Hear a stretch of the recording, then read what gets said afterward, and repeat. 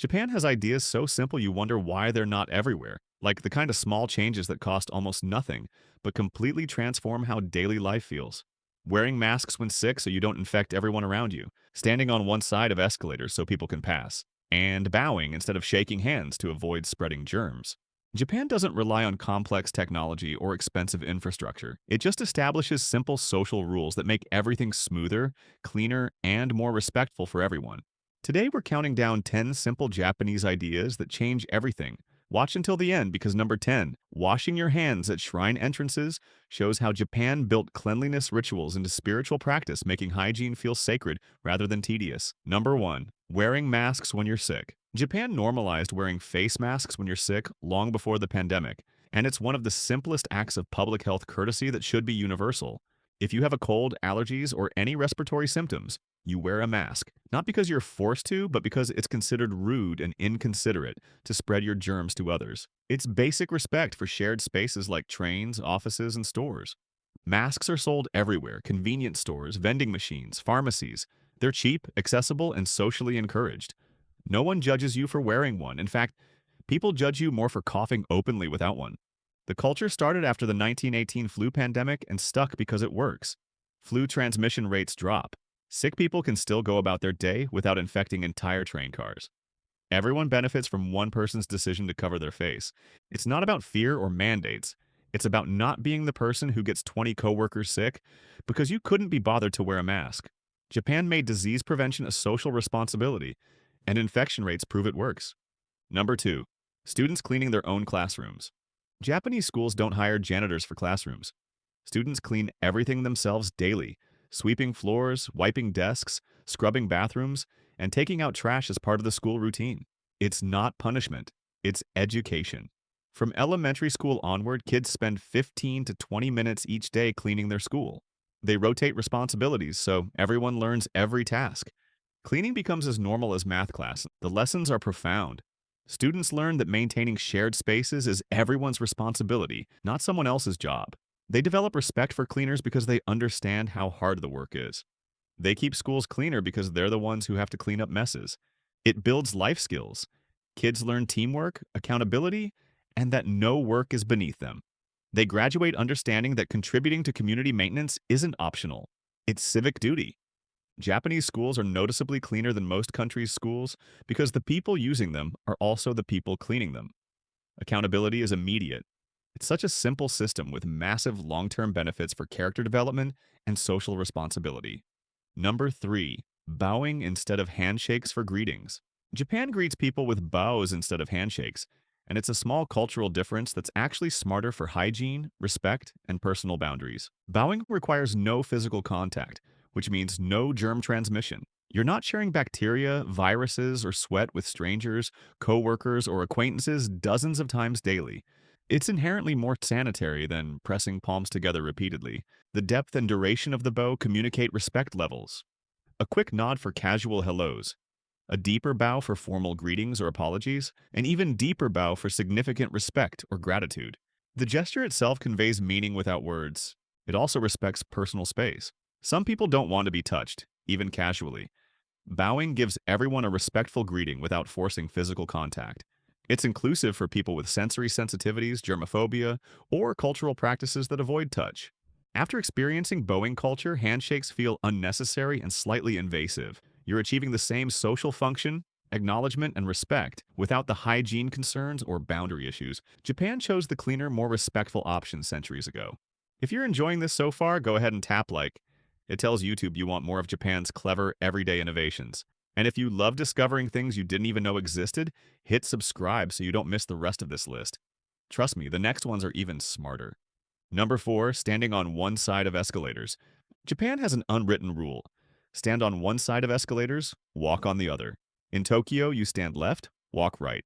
In Osaka, it's reversed, but the principle is universal. It's brilliant crowd management through simple social cooperation.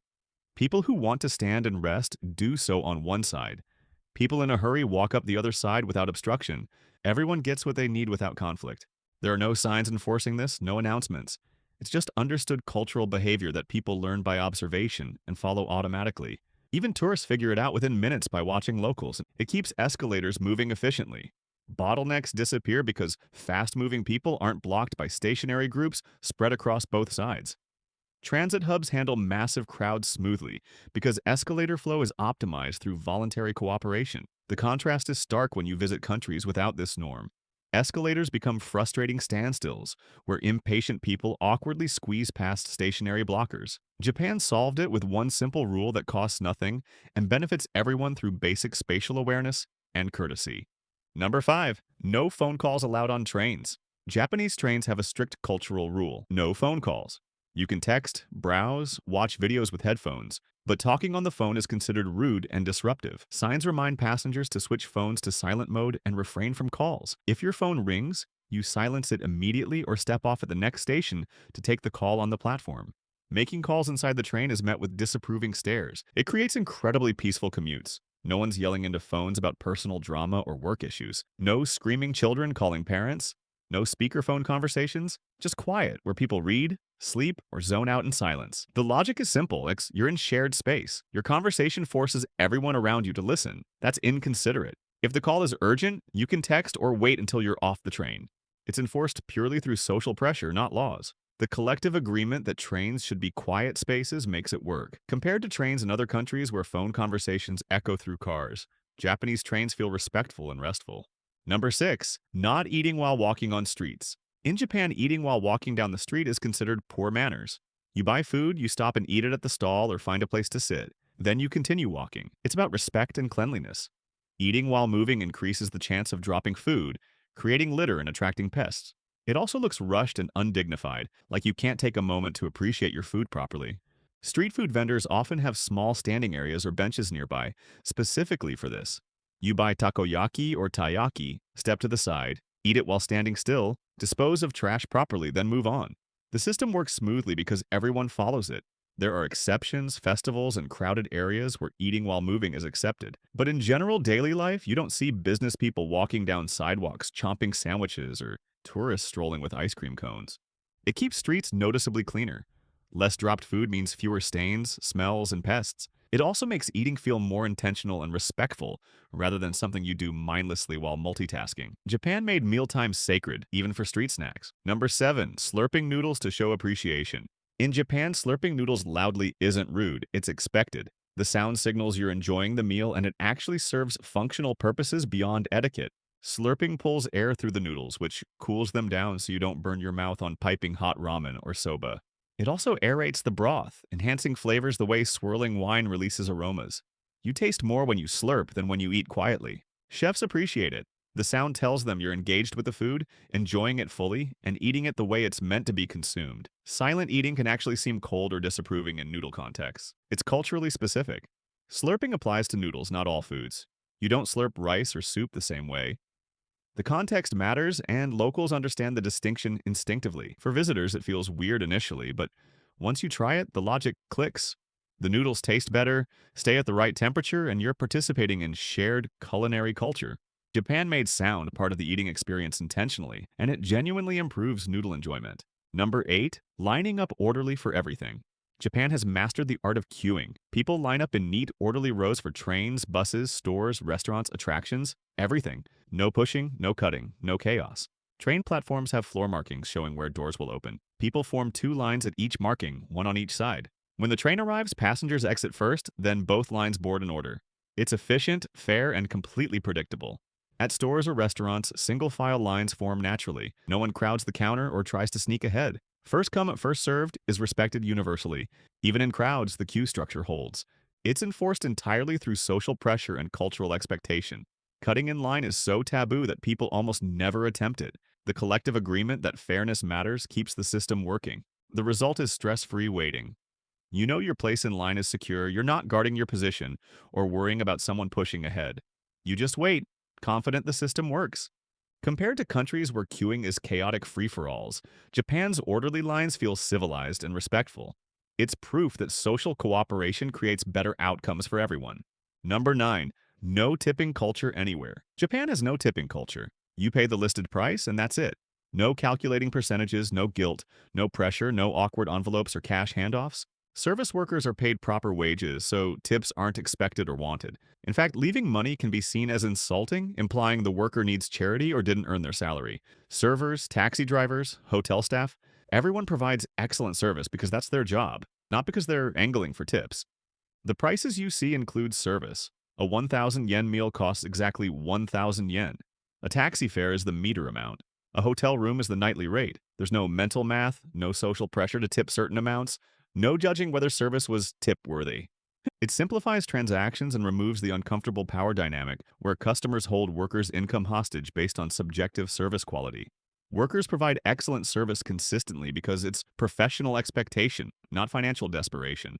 Tourists find it refreshing. Pay, leave, done. No envelopes, no tip jars, no guilt.